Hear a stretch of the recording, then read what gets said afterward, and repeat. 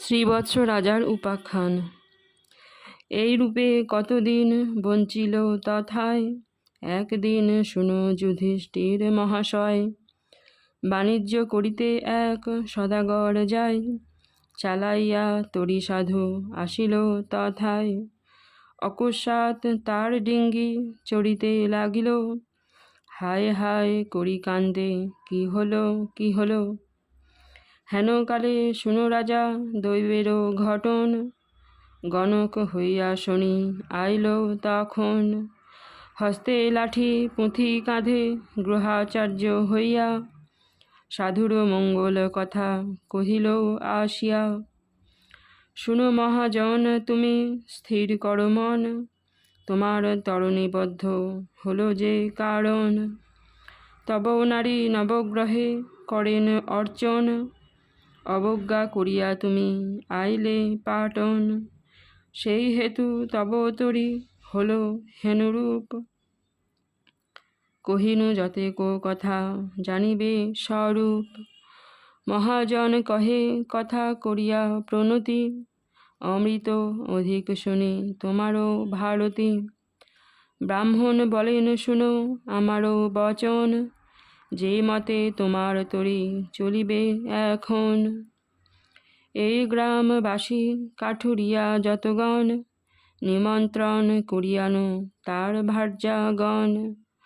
সকলে আসিয়া তারা ধরিবেক তরি, তার মধ্যে পতিব্রতা আছে এক নারী।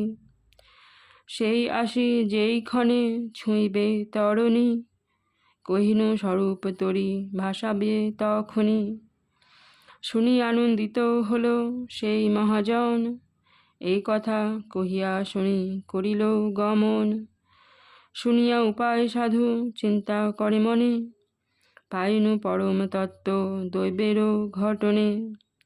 কিঙ্করেরে তবে সাধু কহিল সত্তরে, কাঠুরিয়া পত্নীগণে আনুহ সাদরে। শুনিয়া সাধুর আজ্ঞা কিঙ্কর চলিল, স্তব স্তুতি করি সভাকারে আমন্ত্রিল। সহজেতে হীন জাতি অতি অল্প জ্ঞান, শুনিয়া সাধুর নাম আনন্দ বিধান। যতেক কাঠুরে ভার্যা নিমন্ত্রণ শুনি, হরিষ অন্তরে সবে চলিল তখনি। যেখানে নদীর ঘাটে আটক তরণী, সেইখানে উত্তরিল যত কেউ রমণী।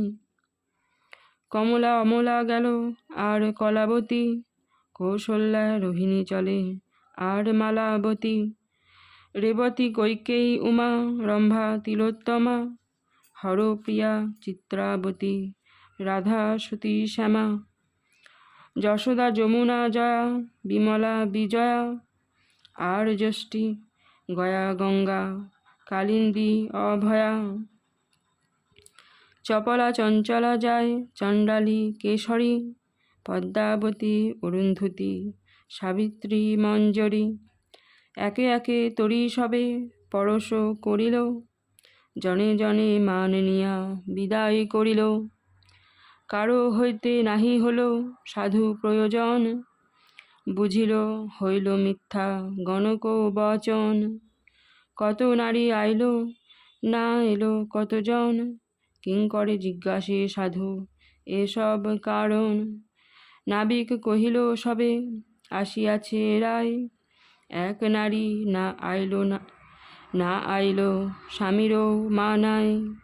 শুনি সাধু মনে কইল সেই সাধ্যি তবে, তিনি এলে মোর তরি অবশ্য চলিবে। মহাভারতের কথা অমৃত সমান, কাশীরাম দাস কহে শোনে পুণ্যবান।